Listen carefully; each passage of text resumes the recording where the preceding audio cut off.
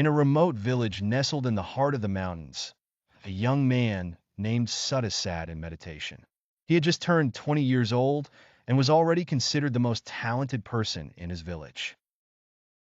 Throughout his childhood, people admired him for his intelligence, and great expectations were placed on him. However, beneath his achievements, Sutta was always tormented by a deep feeling of loneliness. Everyone calls me wise, he thought, but no one truly understands the real me.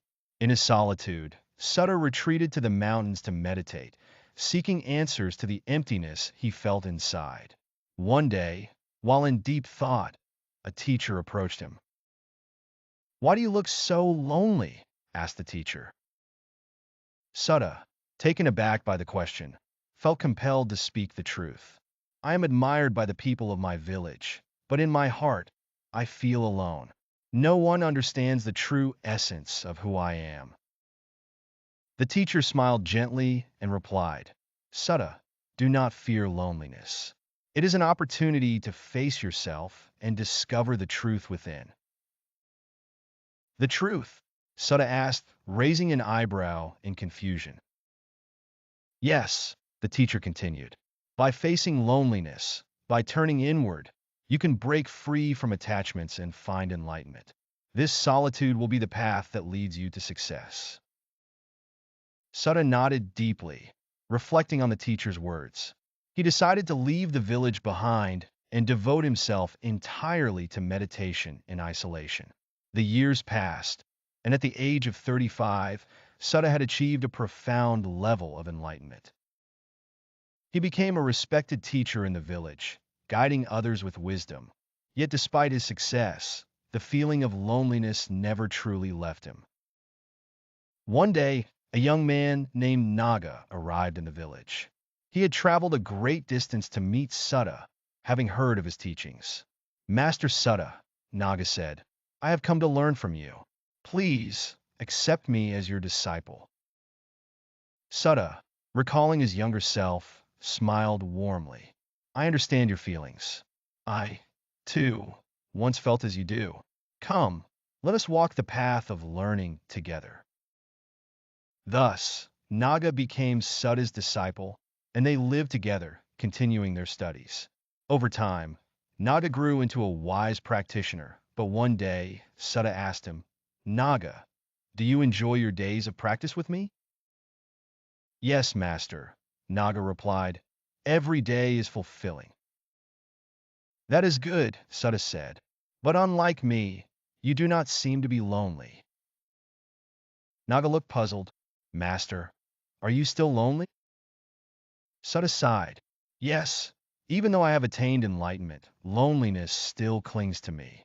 People respect me, but deep inside, I still feel that no one truly knows me."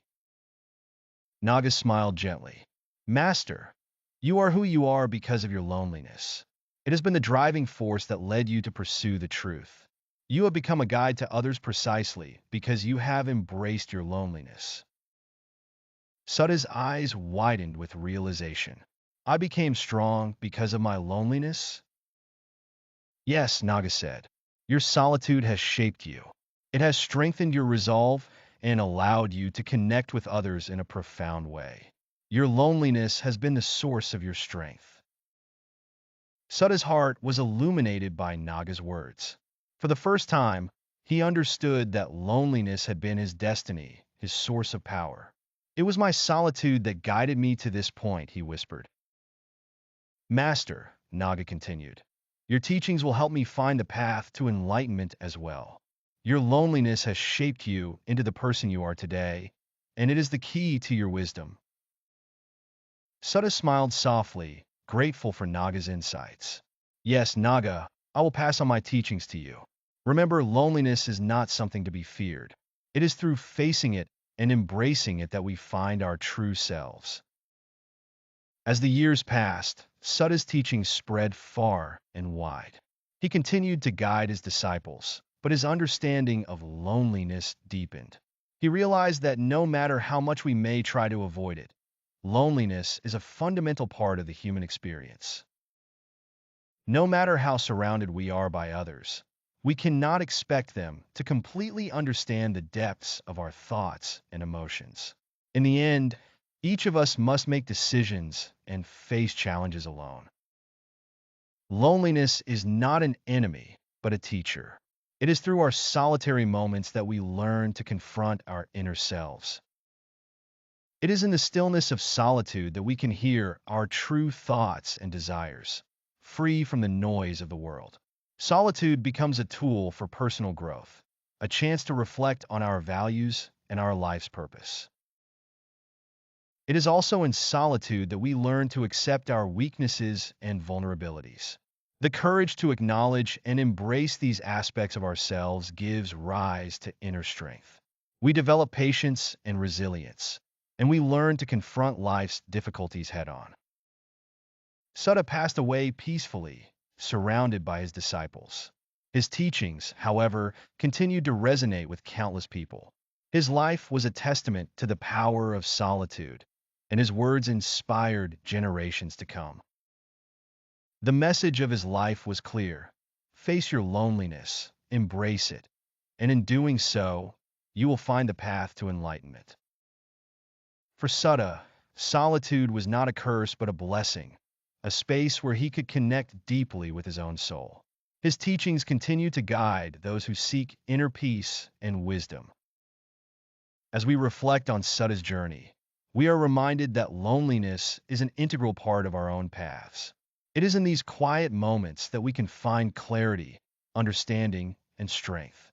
It is in solitude that we are given the opportunity to discover our true selves. Remember, the path to enlightenment is not always found in the company of others. Sometimes, it is in the quiet moments of solitude that we hear the call of our soul. Embrace your loneliness, and you may just discover the greatest wisdom of all. Thank you for watching. May peace and happiness find their way into your life. We look forward to seeing you in the next video.